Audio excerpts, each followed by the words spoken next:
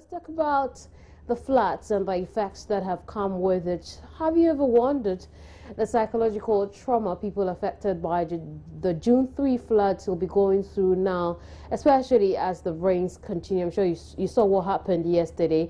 What raindrops would mean to these people after the disaster that claimed so many lives and destroyed property worth millions. Well, since the rainy season is far from over, Joy News' Ivy Jamfi visited some of the victims at Odona to find out how they are preparing towards the rest of the rainy season. It takes a lot of psychological work for people who have suffered any traumatic experience to move on with their lives. I am here at Odona, one of the most affected areas of the June 3 floods in Accra. The clouds have gathered again, and I want to find out how residents are preparing.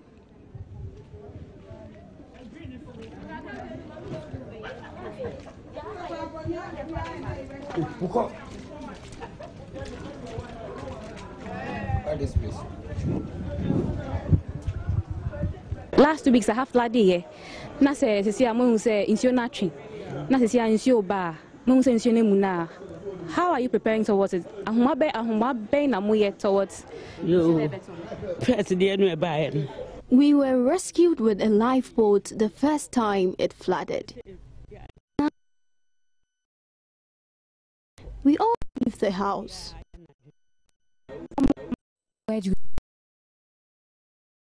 They go to the Methodist school to prevent any possible accident and return when the rain stops. How do you feel when the clouds gather? We panic when the clouds gather. We all look for places to seek shelter. The last time, the flood waters broke our wall, and the water destroyed lots of properties. When it rains in the evening too, we seek shelter elsewhere.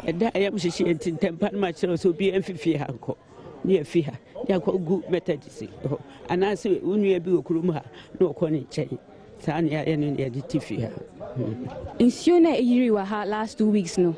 How has the floods changed your life? It has changed our lives a lot. All the tenants want to leave this house. Since the wall was broken, the flood waters will come directly into the house whenever it floods again. Did you receive any of the relief items NADMO distributed? They distributed it to some people, but those of us here did not receive some. When they came to distribute, I could not go because of the struggle that ensues when they are distributing. Because I'm not strong. It's a very disaster. We have never seen some before. And when it's about to rain, wherever we are, and it started raining, we all started panic. Because one, we have children here. Two, through that rain, our wall have broken down. And we are here to work, to build a new wall. So when it's raining right now, anywhere we are, it's a trauma for us. Because what we passed through last 2 weeks, it's just by the grace of God that we are. So we are in the rainy season and we can't stop the rains, but we can prepare to ensure that the impact won't be grave like the June 3rd disaster. I am Ivy Jamfi reporting from Odona in Accra. Now, a bridge linking Jalav and Elang suburbs of Kwashiman is at the verge of collapse. School children who mostly use this bridge are at risk in the event of its breakdown. Aisha Ibrahim reports the situation is very critical and needs urgent attention. Big drain separates the two communities, Jalav and Elang. The two bridges that aid movement of residents are both in critical condition. Due to fear of its imminent collapse, residents have abandoned the first bridge, relying on just one, which is even more dangerous. This is one of the two bridges that connects Jalav to the Elang community. Now, a lot of people, especially school children, use this bridge. You can see that erosion has taken place and it has affected the drain badly. The drain has become wider, whilst the bridge has become very, very dangerous. During last week's torrential rains, 3 people died on this bridge. Now, residents live in fear here, saying that in the event of any heavy downpour, the unfortunate can happen. You know, we've lost souls. They try using the road. Meanwhile, erosions and all that, you know, so we lost them. We lost them through this water. We are pleading with government to come fix this bridge for us. It's become very dangerous.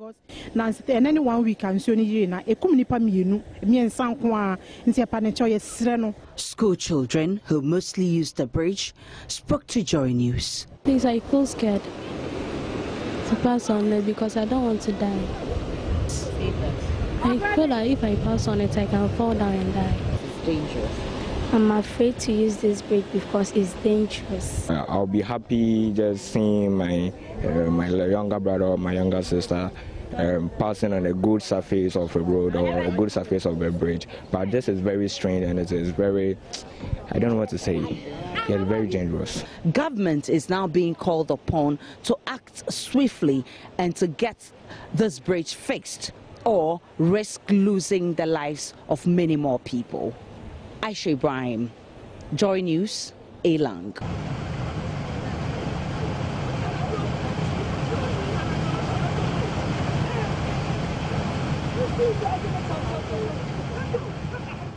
Let's stay on issues around the floods. I'm joined over the telephone by my colleague Derek Akosam, who's been to parts of Kaswa and reports that traffic in the area is hectic.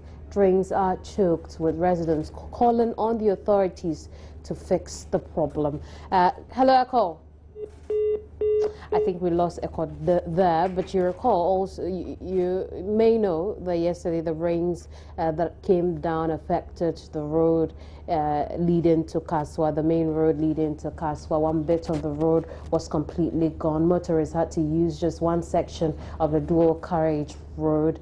And this morning we understand very little has changed because traffic is hectic in the area. We'll get on the ground and get you more on that. In the meantime, take a look at this. Government has reached an agreement with the Earth Institute of the Columbia University to train about 3,000 youth on skills development in the health sector. And this is under the health assistance model. Employment and Labor Relations Minister Haruna Idris disclosed this after a meeting with the delegation from the Earth Institute in Tamale. Labor Relations Minister Haruna Idris said the training will help the youth to play a supporting role in the health sector to attain the Millennium Development and Sustainable Goals that deal with infant and maternal mortality. We already have the health assistant model of the youth employment program, and subject to budgetary appropriation, we intend that by the last quarter of this year 2015 we should take off with a major launch of the program, and we expect that His Royal Highness Ashantini should be a guest to launch it with Jeffrey Sachs and his team for the training of the first 1,800 young people on the health model. But we'll begin with 500 for the official launch of the program, and then we'll dedicate another 1,200 young people of the 3,000 for the SADA region in terms of building capacities to support the delivery of healthcare generally. And like I indicated earlier, beyond the training, we expect that we will support those young people who have acquired those skills to be employment for the 2 years, after which they should be able to transit into a competitive world of work and to full employment. The leader of the Earth Institute team, Dr. Jeffrey Sachs, commended government for the initiative, saying the health training concept will make a huge impact in the lives of the youth of the country. Young people in community health skills will will make a huge contribution in the country to health, and also a huge contribution for these young people in their employment and future development and good jobs, decent work in the labor market. We're very, very excited. The concept of community health workers is championed in this country and across Africa, but Ghana's shown real leadership. The CHIPS program, getting into the communities for healthcare, is a pioneering program. And what this initiative that you're launching will do is enable those facilities to reach right into the community to provide life-saving skills, as you mentioned. Let's go back to Kaswa, where Joy News' Derek Akosam is reporting that traffic in the area is hectic and drains are choked, with residents calling on the authorities to fix the problem immediately. Hello, Derek. Hello, Kamini. Good morning. Describe what the situation is in Kaswa to us. Well, Kamini, I'm standing in mud and I'm looking at what is exactly going on here. I'm stationed around an area called Block Factory. It's between the stretch of land from the old barrier to the SCC junction. For residents who are familiar with this area, they will know where exactly I am. And there's a heavy traffic jam here, and that is because it rained for over 6 hours here within the vicinity, and most of the drains in the area are choked, and so the water didn't get a passageway. What it also means is that sand was washed onto the streets, and so the 3-lane street that stretches from drive to a certain part of the road, you'll have to force your way into that particular one lane, and it's causing a heavy traffic here. A road that usually takes commuters about a minute to cross, it's taking them roughly between 30 to 45 minutes to cross. And the residents here are telling me that it's something that happens all the time, and they were even reluctant to talk to me because they say that they have reported this case so many times to the authorities and nothing has been done about their plight. So they didn't see why they had to talk to somebody from the media. But I've managed to talk to a couple of them who say that what is really causing the problem is that they need proper drainage systems. I've been able to look at some of the drains in the area and realize that they are filled with the debris from the flood, also choked to the highest level with sand, making it difficult for water to get a smooth passage to the sea. Remember that the sea is very close to this place as well, so the water from the area has to get into the sea and then away it goes back. Looks like the drainage system is choked, no proper way for the rainwater to pass, and so they're actually in dire conditions. I'm looking at a couple of shops around me that are still flooded, but they are going about their normal business because they say it's something that they are used to, and so they're actually collecting or trying to salvage some property. They're trying to salvage as much property as they can, Kemini. Very well. Our officials on hand to police around, but this is not traffic that they would want to direct because it has a normal course it takes, unlike the usual ones where you have to stop a couple of vehicles so the other vehicles can pass. Yesterday, commuters from Kaswa to Accra had to get one lane from Malam Junction to Kaswa, so they took another part of the lane. But today, they are using their normal lane, but with much difficulty, not with as much ease as they are used to. You'll have to make sure that your car is strong enough to wade through the water. If you don't have a strong car, I'm afraid you may get stuck. Very well. Thank you very much. We'll leave it here for now. Derek Akosam joined us from Kaswa Block Factory, where he tells us that the main road leading to the area is badly affected by the rains yesterday, causing very hectic traffic there. Now, government has paid an amount of 501,500 Ghana cedis to 4 hospitals in Accra as initial payment for cost of medical treatment of victims of the June 3, 2015 disaster. The twin disasters of flood and fire together claimed 150 lives and injured many others. A statement signed by Deputy Minister of Health, Dr. Victor Bampo, said the payment of the medical bills of the injured is in fulfillment of President John Mahama's pledge that government would pay for the cost of treatment of the disaster victims. Dr. Bampo said the initial payment for medical bills was arrived at after consultation with medical experts in the 4 hospitals where victims were sent for care. The medical professionals considered the severity of the burns, depths of tissue damage, location of burns, and associated injuries like fractures, sprains from falling, and general injury from the floods. Now, payments have been made to the 4 treatment centers. We have Rich, 37 Military Hospital, Ghana Police Hospital, and Kolebu Teaching Hospital to settle the initial cost of treatment for all 151 victims, 71 of whom have been discharged and 80 still in critical condition.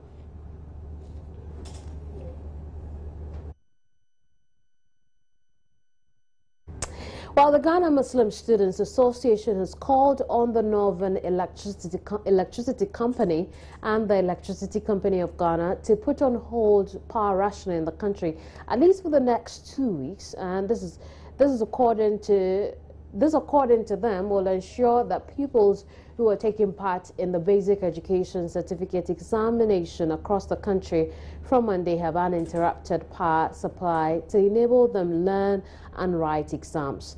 This was contained in a communique issued after the association's second 2015 Central Committee meeting. I appreciate the efforts of the government in solving the power crisis. However, we appeal to the government to accelerate actions to salvage the situation, as it has devastating consequences on the Ghanaian populace, especially students. More so, as BEC starts on Monday, June 15, 2015, we recommend that the powers that be should make power stable throughout the entire period of the examination. The union also urged educational institutions not to compel students of different religions to attend devotion or participate in any act of worship without their consent. We would also like to appeal to the heads of institutions to take into consideration the plight of the Muslim students during the month of Ramadan for their religious activities. You're watching Joy News Desk. There's more to come. Don't go away.